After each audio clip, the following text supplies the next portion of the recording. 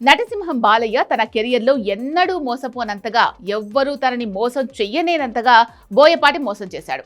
కావాలని చేయకున్నా జరగాల్సిన డ్యామేజ్ జరిగిపోయింది.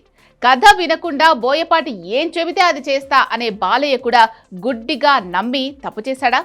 అచ్చంగా ఎన్టీఆర్ ఎలాగైతే మొన్న మధ్య వార్ 2తో మోసపోయాడో, అఖండ 2తో బాలయ్య అలాగే మోసపోయాడన్నారు. కాకపోతే బాలీవుడ్లో తోపు నిర్మాత అన్న కారణంతో ఎన్టీఆర్ వార్ 2 విషయంలో మోసపోతే, బాలయ్య మాత్రం తనవాడే తనని మోసం చేయట్లే అని నమ్మటం వల్ల మోసపోయాడు. ఎవరు కావాలని మోసం చేయకపోవచ్చు, కానీ కథ విషయంలో, పాత్రల విషయంలో కలిసి రావాల్సిన 2 ప్రాజెక్టులు ఈ ఇద్దరు స్టార్స్ని మోసం చేశాయి. అందుకే ఈ ఇద్దరిలో ఒకరు షారుఖ్కి గుడ్ బై చెప్తే, మరొకరు సూపర్ స్టార్ రజనీకాంత్కి టాటా బై బై చెప్పారు. మంచి ఆఫరే అయినా కొన్ని మోసాలు ఇంకొన్నిసార్లు మనసు మారుస్తాయా? చూస్తే అదే అనిపిస్తోంది. అదేంటో చూసేయండి.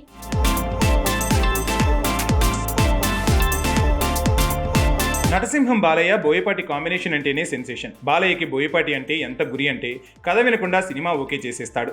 ఇప్పుడు ఆ నమ్మకమే కొంపముంచింది. 1000 కోట్ల రేంజ్ టచ్ చేసే అంచనాలు అఖండ 2 సొంతం. కానీ కథ లేకుండా ఏవేవో సీన్లతో నింపి బోయపాటి నిజంగా బాలయ్య నమ్మకం మీద దెబ్బతీశాడన్నారు. అఖండ 2 వచ్చి వెళ్లిపోయిన ఇన్నాళ్లు ఈ మాట తూటాలు సోషల్ మీడియాలో ఫ్రెష్గా పేలటానికి రీజన్ తమిళ సూపర్ స్టార్ రజనీకాంత్ మూవీ. తను నెల్సన్ దిలీప్ మేకింగ్లో చేస్తున్న జైలర్ సీక్వెల్ జైలర్ 2లో నటించేందుకు ఒప్పుకున్నాడని ఆ మధ్య ప్రచారం జరిగింది. డైరెక్టర్ అయితే బాలయ్య సీన్లోకి వస్తే ఆ ఇంటెన్సే వేరన్నాడు. కట్ చేస్తే ఇప్పుడు నరసింహం మాత్రం జైలర్ 2 మూవీలో నటించట్లేదని తెలుస్తోంది. ఆ ఆఫర్ని పక్కన పెట్టేశాడనే మాటే వినిపిస్తోంది. రజనీకాంత్ కాల్ చేశాడని, కథ విన్న బాలయ్యకి కథ నచ్చలేదో, పాత్ర కనెక్ట్ కాలేదో కానీ జైలర్ 2లో గెస్ట్ రోల్కి నో చెప్పేశాడు.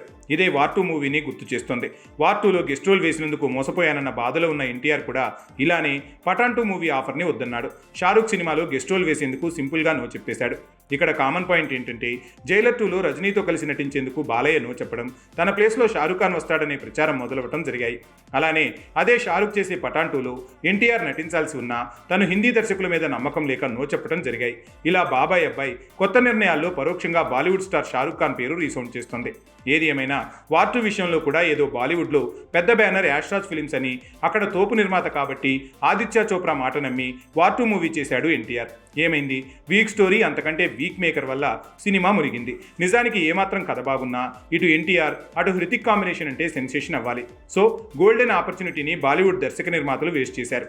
బోయపాటి సీన్ కూడా అతి దర్శకత్వం, వీక్ స్టోరీతో ఏదో అతుకుల బొంతల హిందుత్వాన్ని, చైనా పాక్ ఇష్యూస్ని, మధ్యలో మాయలు మాంత్రికుల అంశాన్ని అనవసరంగా నాగసాధు కాన్సెప్ట్కి కనెక్ట్ చేశాడు. అసలే కథ వినాల్సిన పని లేదంతగా తనని బాలయ్య నమ్మితే నిండా ముంచేశాడు. అందుకే బాలయ్య ఇప్పుడు దర్శకులని బ్లైండ్గా నమ్మే పరిస్థితి లేదు.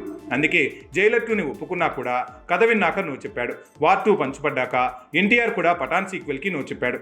ఏది ఏమైనా అఖండ 2 ఏమాత్ర కథ బాగున్నా 1000 కోట్ల రేంజ్ టచ్ అయ్యేది. అదే మిస్ అయింది. ఇప్పుడు బాబాయ్ అబ్బాయి ఇద్దరూ ఆచితూచి అడుగులేస్తూ కథ విని దర్శకులను బ్లైండ్గా నమ్మే పరిస్థితుల నుంచి బయటకొచ్చినట్లే కనిపిస్తుంది.